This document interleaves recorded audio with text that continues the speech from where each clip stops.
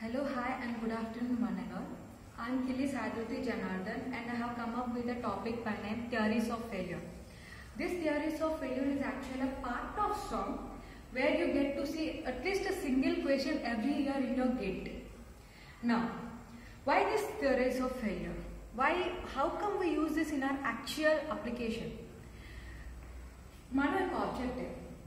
When while designing any particular component, say for example trusses or any other component, you should know what would be the maximum stress that would be acting on the component, so that accordingly you can evaluate what are the dimensions that are required so as to produce a component. Or else if you don't know what exactly the value of stress which it could bear, then आप कुछ और design बनाओगे और वो actual में कुछ और stresses bear कर पाएगी. In that way your component would fail. So that means your design would fail. For that purpose this theories of failure have been evaluated. अगर आप एक पर्टिकुलर स्ट्रेस को लेके आप कंपोनेंट को डिजाइन करने जाओगे, बट इन एक्चुअल आपके रियल लाइफ एप्लीकेशन में आपका कंपोनेंट एक पर्टिकुलर स्ट्रेस पे लागू नहीं होगी. It means that there would be more than 2 or more stresses that would be acting on the component. So accordingly you need to know what is the resultant value of all these stresses. So accordingly you could decide कि बनो बाबा ये component ये bear कर पाएगी या नहीं. So for that purpose these theories of failure have been evaluated. अगर मैं आप सिंपल एग्जाम्पल बताऊं, मानो एक आदमी है, वो एक काम करना, वो काम कुछ 10 घंटे तक कर पाएगा. You can say that his capacity is for 10 hours. But वही आदमी अगर उस काम के साथ साथ 2-3 और काम कर रहा, तब आप ये नहीं बता पाओगे कि उसका कैपेसिटी 10 घंटे, बिकॉज वो 10 घंटे पे पहले ही टायर्ड हो जाएगा. So you need to know कि वो आदमी वो काम 10 घंटे कर पाएगी या नहीं. When he has been assigned with 2-3 other works also. That's what your theories of failure predict. So there have been 5 theories of failure that have been evaluated. Say maximum principal stress theory, maximum shear stress theory, maximum principal strain theory, maximum distortion energy theory, and total strain energy theory. According to the names of these scientists, all these theories are again named after these scientists, after the scientist names, because in GATE, for example, it is very essential to know whosoever scientists have evaluated that particular theory, because sometimes he will even ask you a question by the scientist name and not by giving you the name of the theory directly. अगर मानो 2017 का ही paper आपने लिया है, उसमें भी पूछा गया कि वॉन मिसेस थियोरी के ऊपर एक क्वेश्चन पूछा गया. He didn't ask you what is total strain energy. He didn't ask you to apply the total strain energy theory or maximum distortion energy theory. He has asked you by the name of the scientist. So it is very essential to know the scientist name also.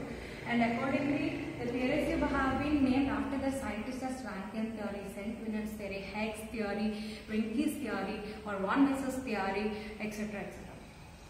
Now, how would you evaluate these results? See, whatever the resultant stress value or resultant strain value which you are getting here must be compared with the help of the value which you have got with the help of a universal estimation. मानो एक component है, उस component का अगर वो ductile material से बनाया गया है या ब्रिटल मटेरियल से बनाया गया है, उसके अकॉर्डिंगली उसका स्ट्रेस बेयरिंग कैपेसिटी भी वेरी होती है. फॉर एग्जांपल मानो डक्टाइल मटेरियल है, तो उसमें आप कंपोनेंट का कैपेसिटी कैसे बता पाओगे? Depending on its yield strength. So that yield strength, और if it is brittle material, तो कंपोनेंट का बेयरिंग कैपेसिटी आप कैसे बता पाओगे? With the help of ultimate tensile strength. So these yield strengths and ultimate tensile strengths are evaluated with the help of a universal testing machine.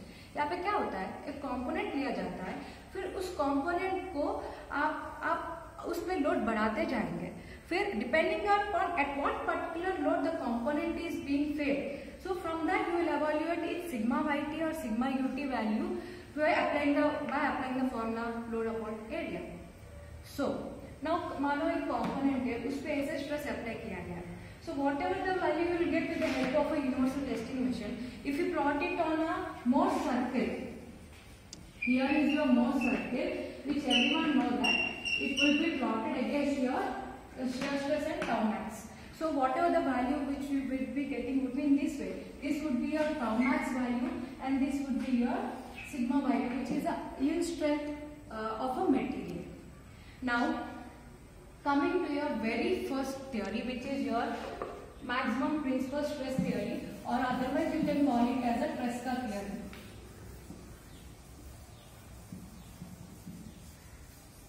See, now your maximum principal stress theory, it's otherwise called as a Rankine theory, as I have already told you.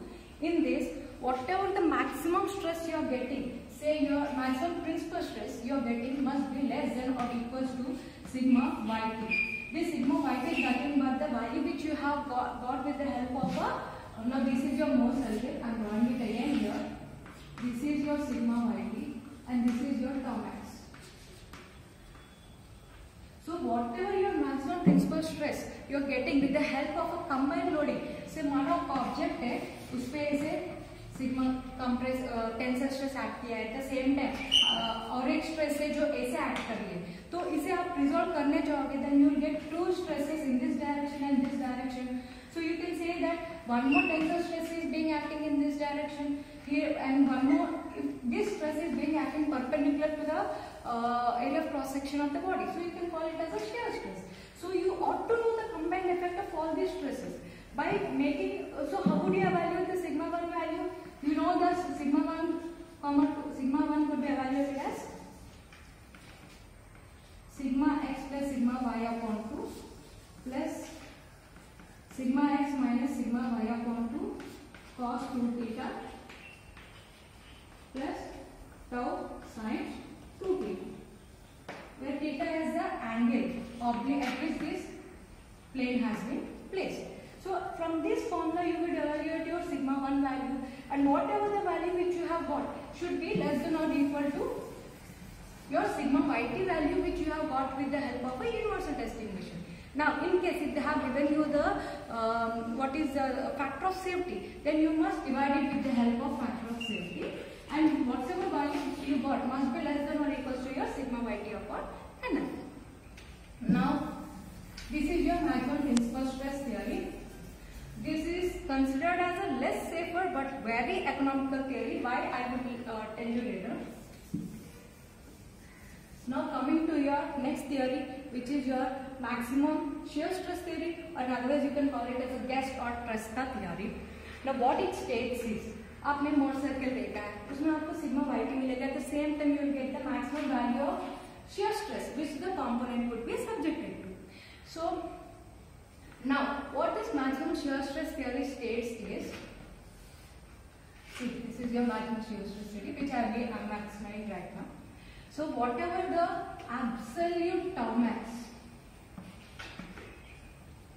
say larger of sigma 1 minus sigma 2 upon 2, comma sigma 2 minus sigma 3 upon 2, comma sigma 3 minus sigma 1 upon 2.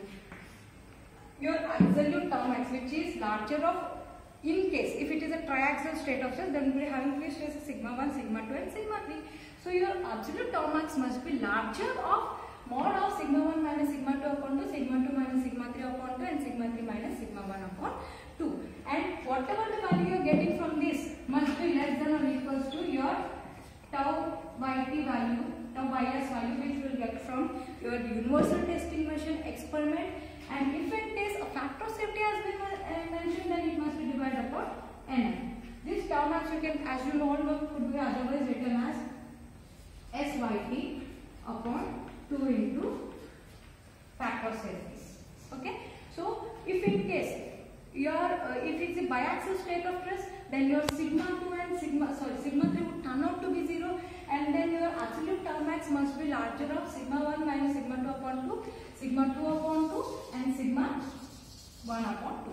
इसमें जो भी value बड़ा आएगा, that would be your absolute tau max, and accordingly you can evaluate your whether you can see whether if it is less than or equal to your SYT upon 2n value. Now here is your, we are done with maximum shear stress theory. This theory is considered a very safer. When you plot a graph with sigma 1 versus sigma 2 now, you will see that this would be covered by a hexagon, which means it is very safer theory. At the same time, it is very costly also, as it gives you a very safer design. And as per the design considerations, such foolproof safer theories are also not safe. You can consider one optimum design also. Now coming to your third theory, which is your maximum principal strain theory, otherwise called as the Silk-Levens theory. What does this maximum principal strain theory states is, whatever the principal strain which you are getting, say for example epsilon 1, must be less than or equals to whatever the strain which I am getting to a universal testing machine. This epsilon 1 maximum principal strain, how would you get, if in case it is a triaxial state of stress, then you can write it as sigma 1 minus mu into sigma 2 plus sigma 3 divided upon E. So your maximum principal strain theory value you will get it with the help of this formula. Now if you apply same with on universal testing machine, this epsilon 2 and epsilon 3 will turn out to be 0, and whatever the sigma 1 you will be getting your yield strength of a material or ultimate tensile strength of a material. So here your sigma 1 would be sigma yt upon E. So must be, it is like it should, your sigma 1 must be less than or equals to this value. So if you equate both these, your E's would get cancelled. Your E's would turn out to be cancelled, and sigma 1 minus mu sigma 2 plus sigma 3 must be less than or equals to sigma yt upon Nm. And if this factor of safety it is given. If it is not given, then that's all right, it could turn out to be 1. So this is the way you evaluate the dimensions of the object. Now coming to your, this is your maximum principal strain theory. Now coming to your next theory of failure, which is maximum distortion energy theory. Now this is considered as an optimum design, like as I have already told you, maximum principal strain would give you the is least economic, it is very economic because it will give you a little unsafe theory. It is considered it is unsafe theory, but your maximum shear stress theory on the other hand is more conservative, that it is more safer, but at the same time it is very costly. So it is feasible to know optimum theory of failure. So here your maximum distortion energy theory is considered as an optimum theory of failure. Now see,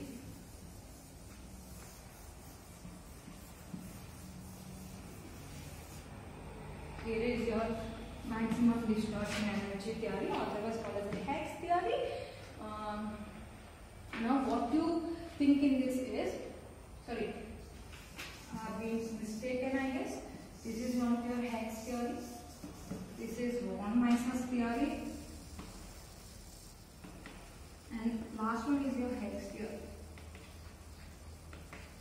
These names, author names are little confusing because one would not be remembering the names of the English authors, but it is, you have no option. It is very essential to know whosoever scientists have invented the particular theories of failure, because मैंने आपको already कह चुकी हूँ कि gate में कभी कभार scientist के नाम के ऊपर भी क्वेश्चन पूछा जाता है. So here is your maximum distortion energy theory, and the other is called as the von Mises theory. What it says is, whatever the maximum distortion energy value you are getting under combined state of stress must be less than or equal to the value which you are getting under universal testing machine. Now the maximum distortion energy under मानो ये triaxial state of stress है, so we have three stresses, so sigma 1, sigma 2 and sigma 3. So your maximum distortion energy would turn out to be 1 upon 12 G sigma 1 minus sigma 2 whole square plus sigma 2 minus sigma 3 whole square plus sigma 3 minus sigma 1 whole square. Universal testing machine में आप इसे apply कर रहे हो तो उसमें क्या है, सिंपल है, सिग्मा 2 एंड सिग्मा 3 जो आपका है that turns out to be 0, मतलब दीज टू वैल्यू 0 हो जाएंगे और यहाँ पे ये वैल्यू 0 हो जाएगा और यहाँ पे ये वैल्यू 0 हो जाएगा. So what you get here 1 upon 12G into 2 sigma 1 square. So which means whatsoever value which is here must be less than or equals to 1 upon 12G 2 sigma square.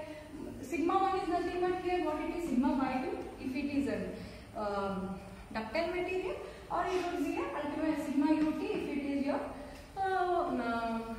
brittle material. So what ultimate result it gives you is sigma 1 minus sigma 2 whole square plus sigma 2 minus sigma 3 whole square plus sigma 3 minus sigma 1 whole square must be less than or equals to 2 sigma yt square. If in case factor of safety is square, then it would be 2 sigma yt upon n whole square. Now this is under your maximum distortion is 3. This theory is very important because even in GATE 2017 paper question upon this theory has been asked, and they didn't ask directly as a maximum distortion energy theory or something like that. They have given the author's name as von Mises theory, and they have asked you to find out the solve accordingly. Now this is the most optimum design also because it is neither ultimately safety or it is economic. It will fluctuate somewhere in the middle of these two values, and mostly this theory of failure would be considered for design purposes. Now coming to your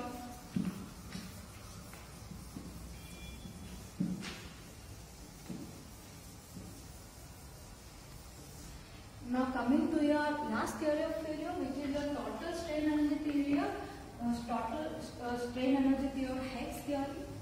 Now, what do it state is your total strain energy under your combined state of stress should be less than or equals to whatever the value you will get under universal testing machine experiment. So here, how would you calculate the strain energy of any object? As we all know, it is calculated as strain energy is equals to half sigma into epsilon. Now, in under triaxial state of stress, if you apply the same formula, what you will get? Total strain energy. See, remember, for all other values you would be saying maximum principal stress theory, maximum shear stress theory, but for strain energy, never say maximum strain energy because you are calculating the total strain energy. You have to calculate total strain energy theory, total strain energy, and that must be less than or equals to whatever the value which you are getting with the help of a universal testing machine. So, whatever is the total strain energy is calculated as what? Here you are having three stresses. So, half sigma 1 epsilon 1 plus half sigma 2 epsilon 2 plus half sigma 3 into epsilon 3. Now, sigma 1 epsilon 1.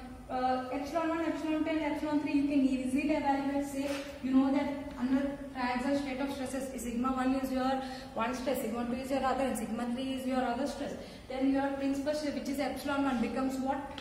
Sigma 1 minus mu sigma 2 plus sigma 3 upon E. And accordingly you can write sigma 2 as sigma 2 is equals to sigma 2 minus mu sigma 1 plus sigma 3 divided upon E, and accordingly your epsilon 3 becomes what? Sigma 3 minus mu sigma 1 plus sigma 2 divided upon E. So, if you substitute these values in this, that particular value must be less than or equals to sigma SYT, sigma YT, which you are getting with the help of a universal testing machine, sigma YT upon 2. This epsilon, how can you write it? Sigma YT upon E. So this becomes what? Sigma YT whole square upon 2E. So overall if you substitute all these epsilon 1, epsilon 2 and epsilon 3 values in this total strain energy equation and making it less than or equals to this value, this would turn out to be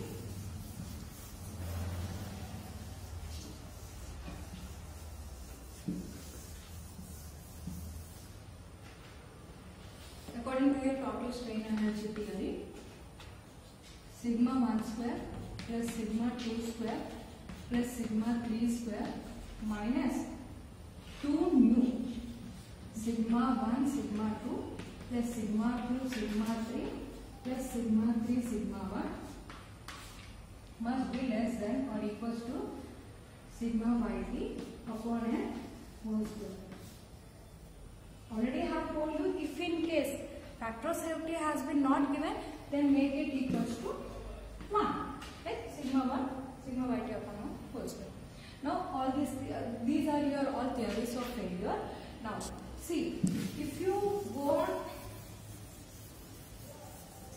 plotting a graph with your maximum principal stress on y-axis, and this is your strain on x-axis.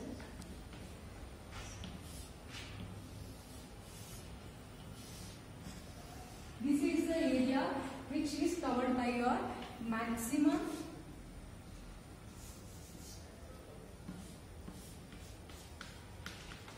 principal strain theory, like the one which we have discussed very first, that is your maximum principal stress theory. This is the area which will be covered by this theory, which means every stress value which falls under this area is considered as safer, and other this area is considered as unsafe for the design. That component, if the and you are not supposed to use that component if your particular stress that is going to act on the object exceeds the value other than the one which is not enclosed by this area. Now coming to your maximum shear stress theory, if you go on plotting the graph, it would be like this. Means it would be a hexagon which is covering the area under this. See, when you see the area covered by this and this covers very little area, which means your design is entirely constrained under this area. Any value which falls out of this hexagon is considered as unsafe, and you are not supposed to use that particular material for the design purpose. So this is your maximum principal stress theory. It follows a rectangle. And your maximum shear stress theory follows a hexagon.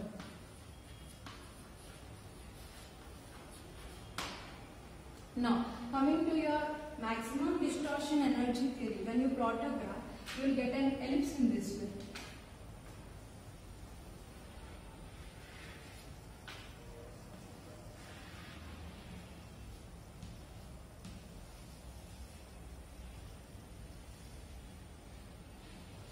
So the area covered by this ellipse, if you see, it is larger than that of a maximum shear stress theory, but minimum that of a maximum principal stress theory. So it is considered as an optimum design, that it is neither too safe nor it is too uneconomical, and it is considered as a feasible for the purpose of design.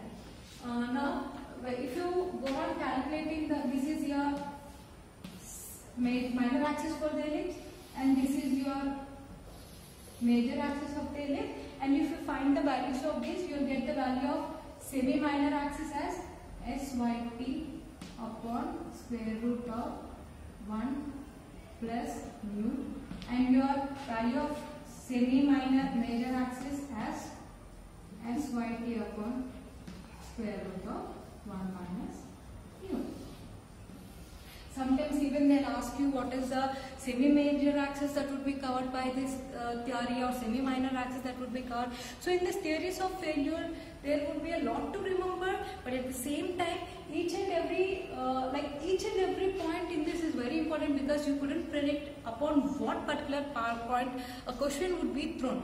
So these are all your theories of failure. I hope you understand all the theories of failure very well. Thank you so much.